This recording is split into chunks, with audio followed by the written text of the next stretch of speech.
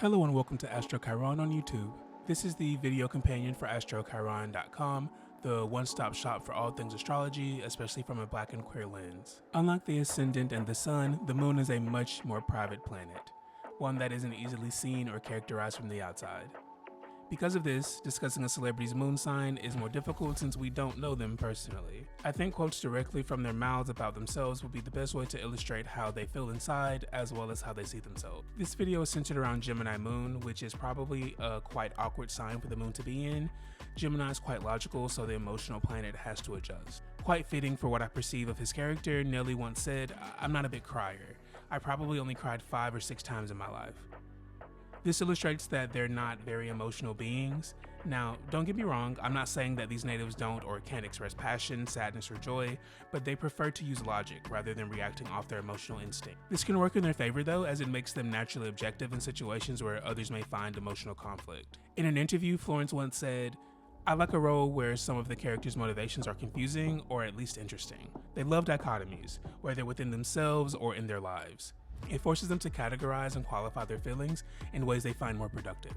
Perhaps this is why they're not married to any one part of themselves, allowing them to expose unexpected sides of their personalities and character that others wouldn't guess they possess. For example, John's ability to act surprised many people, especially given the usual natural gifts of a wrestler.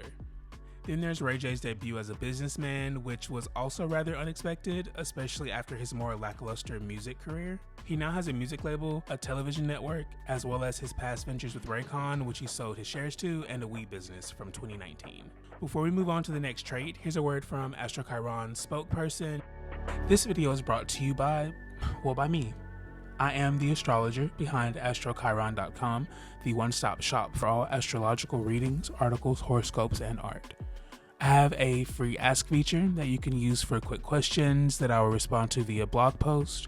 Readings range from $25 to $200, whether you want 3 questions answered in detail, all the way to a thorough hour-long or more reading for me personally via phone or video chat, discussing your entire natal chart, the aspects within it, and each planet's placement. The first 20 subscribers to this channel will gain access to all 20+ written and live readings at a 40% off discount. Again, that's astrochiron.com, ASTRO-CHIRON.com. Don't forget the hyphen, and join our community today. With Mercury being the ruling influence of their moon, their ability to communicate is of the utmost importance to a Gemini moon. They are natural talkers, Mercury giving them an ease and comfort with wordplay, reading between the lines, and drawing a great deal of context from a very simple conversation. Jennifer is an amazing interview subject, always knowing the right way to answer questions while appearing completely calm and natural. Then we have Charlie's characters, who are known for their off-the-wall speech patterns and for saying just the wildest shit. This illustrates their natural ability to be funny. In fact, Charlie Day once said, "I never saw myself as a comedian, I saw myself as a guy who can act funny." Mercury isn't only giving out gifts though, as his influence indicates a tendency towards clumsiness or awkwardness in their limbs. Jennifer, for example, falls a lot.